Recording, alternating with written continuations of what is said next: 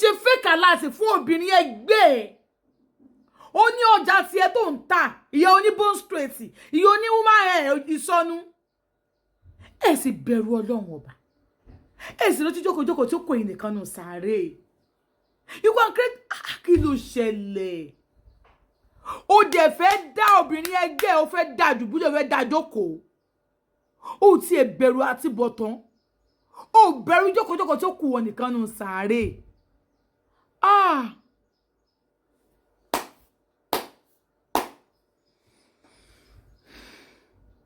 a máa surprise yín bí mo ṣe ń pariwo pé kí ló ṣẹlẹ̀ ẹ̀yin náà farabalẹ̀ kẹ́ wo fídíò yìí.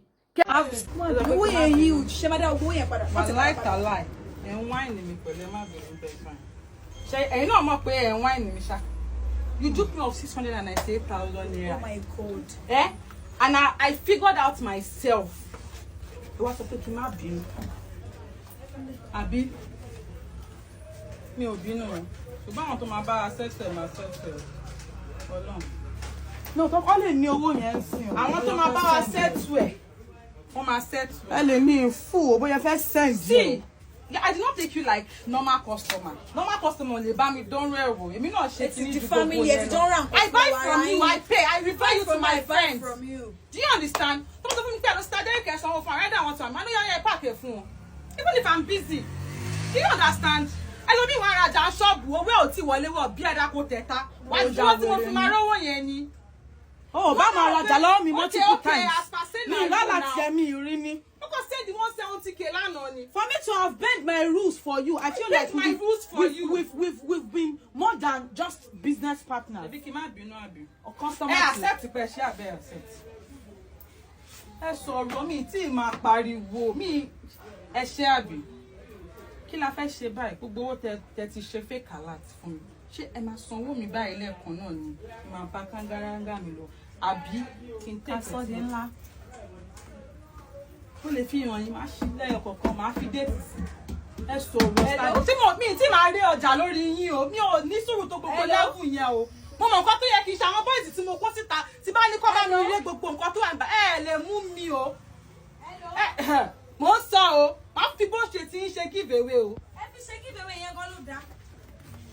Ẹ gbá mi 698,000. Kí ni mò ń tà? Hello la fi. Hello lè rè mí. Yẹ́n kankan ní ẹ yọ 600 ẹ̀yin nìkan ẹ ti já jẹbi 700,000 ní capital mi Sister Derike. Mo wà ń bẹ̀ wọ́n ti àṣẹ́jì pé wọ́n ṣe. Ẹ burú o. Obìnrin ìdẹ̀lẹ́yìn náà business owner. Bá mi gbé ṣọ́ọ̀bù wọn. Business owner àdẹ̀lẹ́yìn náà. Máa ń gbìmọ̀. Bá mi pé Fadé. Mi ti kúrò, ó ti lọ. Ó ti lọ.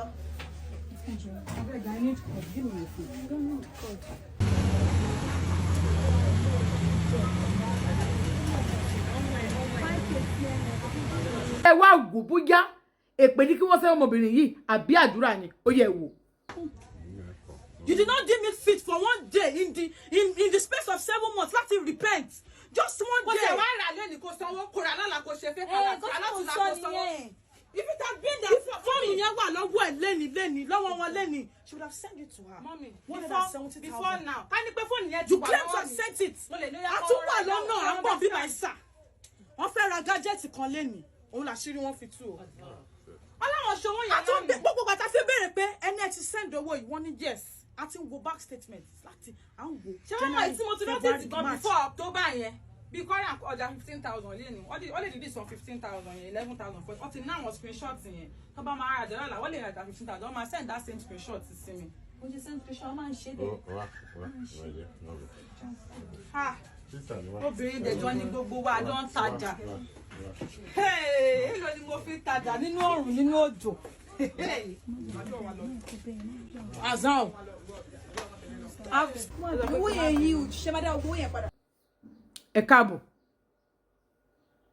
ṣé ẹ ti rí ṣó wá dà wọ́n ń tiraka èmi ń tiraka ó sì fẹ́ báyé ètè yẹn tẹlòmíì jẹ́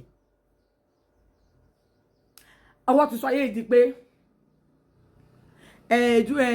ẹ̀fún ní báyé òsùn jẹ́ òsùn ní báyé ẹ̀fún jẹ́ àtẹ̀fún àtẹ̀sùn ẹ̀dùn ní báyé gbogbo wọn jẹ́ ní tẹ́ ẹ fẹ́ sọ ayé ìdánìyẹn ẹ sì bẹ̀rù Ọlọ́run ọba ẹ sì bẹ̀rù Ọlọ́run ọba sọ́wọ́ yín ti gé ni tí ṣọwọ́ yín ò bá pé yín mọ́ ó yẹ kí tí abẹ́ yín pé yín o mo sọ ìmú dákẹ́ ná àtẹni tó jí nǹkan àtẹni tó ń jí nǹkan ẹ̀ àtẹni tó ṣe fake alert àtẹni tó ṣe fake alert fún kò sẹ́ni tí mo dámọ̀ nù wọn o mo kàn rí fídíò yẹn ó tọ́ṣẹ́ àti mi ẹ̀yin náà wò nǹkan tó ṣẹlẹ̀ nígbẹ̀yìn.